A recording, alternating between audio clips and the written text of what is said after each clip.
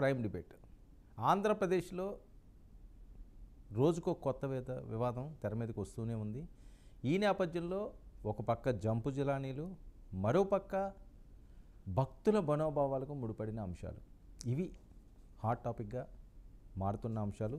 ఈ నేపథ్యంలో టీటీడీలో వివాదాల సెగ, ఇది రాజకీయ లబ్ధి కోసమా లేకపోతే ఇందులో వాస్తవాలు ఉన్నాయా? కోట్లాది మంది భక్తులు, ఏడుకొండల స్వామి ఆపద మొక్కులు వాడు, ఒక్కసారి ఎంకన్నా అని పిలిస్తే నేనున్నానని అభయహస్తం ఇస్తారని కోట్లాది మంది భక్తుల విశ్వాసం, ప్రగాఢ విశ్వాసం.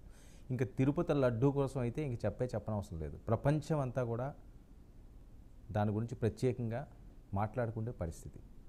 ప్రపంచవ్యాప్తంగా కోట్లాది మంది విదేశీయులు కూడా ఆ లడ్డు టేస్ట్ ఇంతలా ఎలా వచ్చింది, ఈ లడ్డు ఏ రకంగా తయారు చేస్తారని చెప్పి పెద్ద ఎత్తున డాక్యుమెంటరీలు కూడా తయారు చేసిన చరిత్ర కలిగింది. అలాంటి లడ్డూ మీద ఈరోజు సాక్షాత్తు ముఖ్యమంత్రి గారు మాట్లాడిన అంశం కలకలాన్ని రేపుతుంది.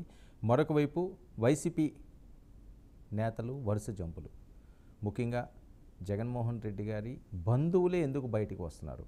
వాళ్ళు వచ్చే ముందు వాళ్ళు మాట్లాడిన మాటలు కూడా విశ్వసనీయత అన్న మాటకు అర్థమే లేదు జగన్మోహన్ రెడ్డి దగ్గర అని చెప్పి బాలినేని గారే డైరెక్ట్గా మాట్లాడుతున్న పరిస్థితి. మరి బాలినేని గారి గుట్ట జగన్మోహన్ రెడ్డి గారు ఇన్సైడ్ అంతా కూడా బాలినేని గారు పవన్ కళ్యాణ్ గారి ముందు పెట్టారు. ఇది చాలా కష్ట సమయం. మరొకవైపు కిరాల రోషయ్య గారు అదే బాటలో ఉన్నారు. సామినేని ఉదయభాను గారు కలిశారు, ఆయన అదే బాటలో ఉన్నారు. వరుసగా ముఖ్య నేతలందరూ కూడా జగన్ను వదిలి వెళ్ళిపోతారు, డైరెక్ట్గానే ఆయన విమర్శిస్తున్నారు. ఇక గ్రంథి శ్రీనివాస్, భీమవరం ఎమ్మెల్యే మాజీ, ఆయన కూడా పార్టీని వీడుతున్నారు అని చెప్పి వస్తున్న ఊహాగానాలు. దీనికి కారణం ఏంటంటే నేను వెస్ట్ గోదావరిలో మీటింగ్ పెట్టినప్పుడు ఆయన అసలు ఆ మీటింగ్లోనే పాల్గొనలేదట. జగన్మోహన్ రెడ్డి గారు మీటింగ్లో పాల్గొనకపోతే దుస్సాహసమే అవుతుంది. సో ఇంక తెగించేసినప్పుడు ఇంక వద్దు అనుకున్నప్పుడు ఎలాంటి సాహసాలన్నా చేస్తారు కూడా అనకంగా. మరొకవైపు నామినేటెడ్ కూర్పు సాఫీగా సాగుతుందా, జనసేన ప్రాధాన్యత ఇది పెద్ద ఎత్తున చర్చనీయంగా మారుతున్న అంశం. ఈ ఇష్యూస్పై నేను ప్రైమ్ డిబేట్ కొనసాగుతాం. మనతో పాటుగా చర్చలో పాల్గొంటున్నారు రజనీ గారు, జనసేన అధికార ప్రతినిధి, మనతో పాటుగా లైవ్లోకి అందుబాటులోకి వచ్చారు.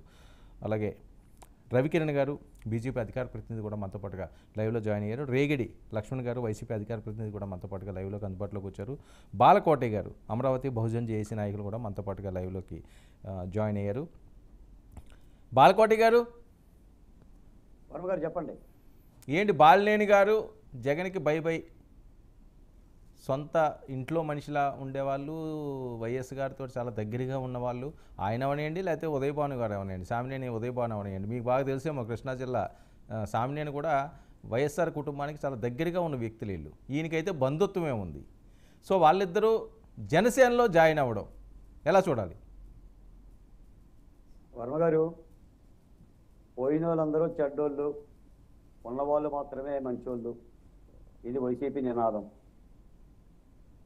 గతంలో జనగేంద్ర పోయిన వాళ్ళందరూ కూడా తీపి గుర్తులు అని అంటుంటాం. దాదాపుగా నాకు తెలిసిన పక్కనే జగ్గేపేట నియోజకవర్గం, సామినేని ఉదయభాను ఒక కరుడు కట్టిన కాంగ్రెస్ వారు, రాజశేఖర రెడ్డి గారి దగ్గర నుంచి పాపం జగన్మోహన్ రెడ్డికి కూడా దాదాపు 10 ఏళ్ల పాటు ఆయన చాలా సేవలు చేసి కృష్ణా జిల్లా అధ్యక్షుడు కూడా చేశారు. ఆయన కూడా జనసేనలోకి వెళ్ళిపోయాడు. అలాగనే శ్రీనివాసులు రెడ్డి గారు, ఆయన మరీ రాజశేఖర రెడ్డి గారికి అత్యంత సన్నిహితుడు. దాదాపుగా నాకు తెలిసి మరి కిలారి రోషయ్య గారు కూడా వెళ్తున్నారు. నాకు తెలిసి వైసీపీ పార్టీ ఉనికి ప్రశ్నార్థకంగానే మారిందండి. అంటే ఈ మాట నేను కావాలని చెప్తాంలా, మన కళ్ళ ముందు వచ్చేది. ఇప్పుడు ఎన్నికలకు ముందే చాలామంది వెళ్ళిపోయారు. ఎన్నికల తర్వాత ప్రభుత్వం ఓడిపోయిన తర్వాత కూడా మిగిలిన వాళ్ళు వెళ్ళిపోతున్నారు. మీరు గతంలో కూడా జగన్మోహన్ రెడ్డి గారు ఎన్నికల్లో సీట్లు ఇచ్చిన విధానం చూస్తేనే ఇక్కడ వాళ్ళని అక్కడికి, అక్కడ వాళ్ళని ఎక్కడికో ఈ మారుస్తున్న విధానంలోనే మనకు వైసీపీ యొక్క ఓటమి యొక్క చారికలు కనిపించింది. కాబట్టి తప్పనిసరిగా నాకు తెలిసి వైసీపీ మనుగడ అనేది ఓ ప్రశ్నార్థకం. దాన్ని నిలబెట్టుకోవటం అనేది కూడా జగన్మోహన్ రెడ్డి గారికి కష్టసాధ్యంగానే ఉంటుంది. ఆయనలో అయితే ఇప్పటివరకైతే పరివర్తన లేదు, పరిశీలన లేదు, ఓటమికి సంబంధించిన కారణాలను కూడా వెతుక్కోలేదు. జనరల్గా ఏంటంటే జగన్మోహన్ రెడ్డి గారి తత్వం ఏంటంటే 5 ఏళ్ళు మనం చూసాం కదా సార్, ఆయన బొమ్మ ఇచ్చాడు, నా బొమ్మ తీసుకొని మీరు ఇంటింటికి పోండి, మీరు గెలుస్తారు, ఇంకెవడ బొమ్మ అక్కర్లా.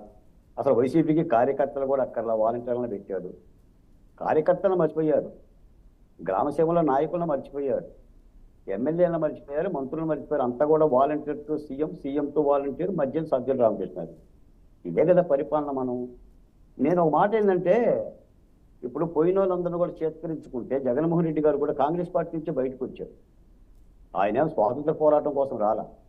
సోనియా గాంధీ ఆయన గుర్తించకపోతే, లేదా ఓదార్పు యాత్రకు ఆయనకి అనుమతి ఇవ్వకపోతే, లేదా ముఖ్యమంత్రి పీఠం ఇవ్వకపోతే ఆ పార్టీ నుంచి బయటకు వచ్చాడు.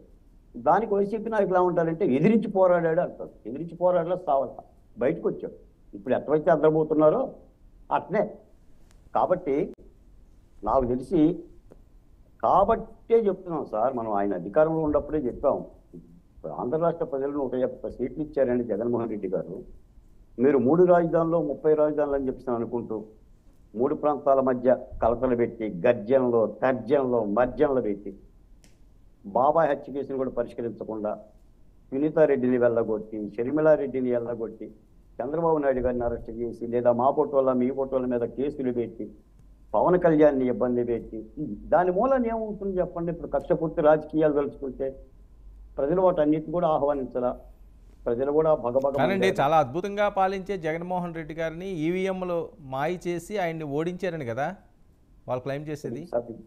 అంటే ఈవీఎంలకు కూడా నచ్చలా జగన్మోహన్ రెడ్డికి. ఈవీఎంలకు కూడా నచ్చలా. అవి కూడా ఏంటంటే ముఖం వచ్చేసింది. అయ్యో ఇటువంటి తోడికి మనం ఓటు వేయకూడదని ఈవీఎంలు కూడా కూటమి చేసేది. కాబట్టి చెప్పుకోవటానికి 150 చెప్పుకోవచ్చు అండి. మనం కళ్ళ ముందు 5 సంవత్సరాల పరిపాలన చూసాం. దీన్ని ఏంటంటే ఇప్పుడు వైసీపీ నాయకులు అంగీకరించకపోయిన సత్యమే కదా. ఇప్పుడు ఆయన చెప్పాడు కదా, నాకు 175 వస్తాయని అన్నాడు. మరి 175 ఎందుకు రాలా? తల మీద ఆయన చెయ్యి ఆయనే పెట్టుకొని ఏం బీక్కుంటారో బీక్కుండా అనలో.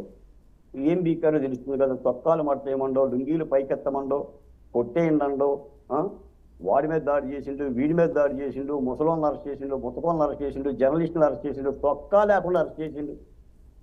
వెరసి ఏం చేసిండు? 27 రకాల మా సంక్షేమ పథకాలు ఎత్తేసిండు, పోలవరం ఆపేసిండు, అమరావతి లేకుండా చేసింది ఏముంది సార్? ఆ బట్టలు నొక్కడం. సరే కాదండి, వీళ్ళందరి వల్ల వైఎస్ఆర్సీపీకి ఏమైనా ఇబ్బంది కలుగుతుందా? ఆయన గతంలో కూడా 23 మంది వెళ్ళిపోయినప్పుడు అసలు డోంట్ కేర్ అన్నాడు కదండి. 151 సీట్లు గెలుచుకున్నారు. ఇప్పుడు వీళ్ళు ఇద్దరు ముగ్గురు వెళ్ళిపోతే ఈయన భయపడతారా? వర్మ గారు కార్ల్ మార్క్స్ చెప్తాడు, ఏ పార్టీకైనా ముందు సైద్ధాంతికత, నిర్మాణం, పోరాటం, ఈ 3 ఉండాలి. వైసీపీ పార్టీకి ఉన్న సిద్ధాంతం ఏంటి? దానికి ఉన్న నిర్మాణం ఏంటి? దానికి ఉన్న పోరాట పటిమ ఏంటి? ఈ రోజున నిర్మాణం కలిగిన నాయకులందరూ కూడా పోతే ఎవరు ఉంటారు?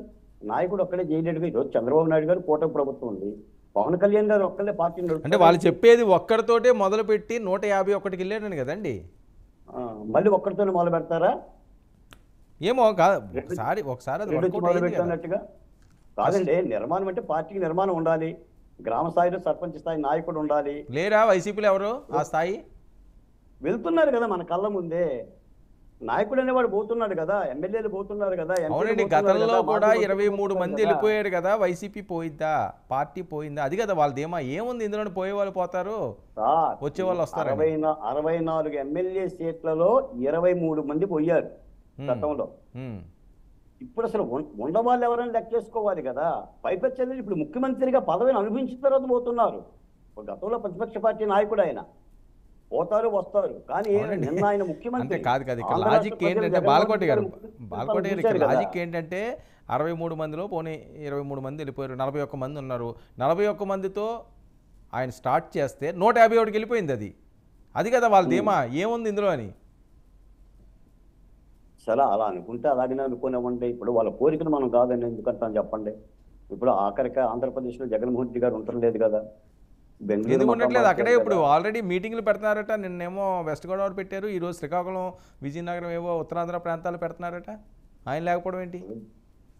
జగన్మోహన్ రెడ్డి గారు ఆంధ్రప్రదేశ్లో ఎలా తిరుగుతుండో, లేదా కూటమి ప్రభుత్వాల నాయకులు ఎలా తిరుగుతున్నారు మేము రోజు చూస్తుండే కదా. ఓకే, మేము రోజు చూస్తుండే కదా. ఆయన ఏదో పలకరింపు కోసం ఏదో 1 కార్యక్రమం రావడం తప్ప మకామంతా కూడా బెంగళూరు మార్చారు. సో బాలినేని సామినేని పార్టీని వదిలేస్తే వైసీపీ కుప్పకూలిపోయినట్టు అంతేనా? లేదండి, ఒక శ్రీనివాసరెడ్డి గారి కాదు అసలు పార్టీ టోటల్ గానే. ఇప్పుడు కింది స్థాయి కార్యకర్తల దగ్గర నుంచి మీకు ఇంకో మాట కూడా చేస్తారు. గ్రామ స్థాయిలో కుప్పలుగా వైసీపీ కార్యకర్తలు తెలుగుదేశం జనసేనలో పోతున్నారండి. నాయకులను చూస్తున్నారు, నేను గ్రామ సేవలో చూస్తున్నా. మండల స్థాయిలో 50 మంది 100 మంది కింద లీడర్షిప్ మొత్తం కూడా వెళ్ళిపోతుందండి. మొన్నటి దాకా ఏంటంటే వార్డు కాదండి, మెంబర్లుగా మరి ఉండేవాళ్ళు, మీరేమో సర్పంచులుగా ఉండేవాళ్ళు. కాదు, వైసీపీ నుంచి జనసేనలోకి వెళ్ళిపోతున్నారని మీరు అంటారు. మన ఎదురుగుంటా కూర్చున్న వ్యక్తి జనసేనలో నుంచి వైసీపీకి వచ్చారు. రావచ్చండి, ఏముంది, ఎవరికి ఇష్టం ఎన్నికలకు ముందు వచ్చాడు ఆయన. ఉమ్, ఎన్నికల తర్వాత కాదు, ఎన్నికలకు ముందే వచ్చాడు. ఆయనకుండే పర్సనల్ కారణాలు ఆయనకు ఉంటాయి. ఓకే. ఇప్పుడు ఆయనకుండే వ్యక్తిగత అంశాలు ఆయనకు ఉంటాయి. వచ్చారంటే అధినాయకుడిని వ్యతిరేకించేం కాదు కదా. ఉంటాయి కదా, రాజకీయాల్లో కొన్ని ఆశలు ఉంటాయి, కోరికలు ఉంటాయి. అన్నీ తీర్చాలని చెప్తేనే ఉండదు. అంటే మీరు అడిగిన ప్రశ్నకి ఏంటంటే, జగన్మోహన్ రెడ్డి గారు వైసీపీ పార్టీ అంత గర్వభంగం జరిగింది కాబట్టి కొంత ప్రశ్నార్థకంగానే ఉంటుంది. నేనేం పూర్తిగా పార్టీ మూట కట్టుకుని వెళ్ళిపోద్దని నేనేం చెప్పడం లేదు. ఓకే. చాలా ఇబ్బందికరమైన వాతావరణం. ఓకే. అసలే ఓటమి పాలు. ఇప్పుడు ఏదో మూలిగే నక్క మీద తాటికాయ పడ్డట్టుగా అసలే ఓడిపోయి మూలుగుతుంటే మళ్ళీ తాటికాయ పడుతుంది. ఓకే. అంటే నాయకులు వెళ్ళిపోతున్నారు. ఓకే. ఇది రజనీ దాని గారు, రజనీ గారు సార్ చెప్పండి. ఏంటి డోర్స్ ఓపెన్ చేశారా చాలా విశాలంగా, రండి రండి అని?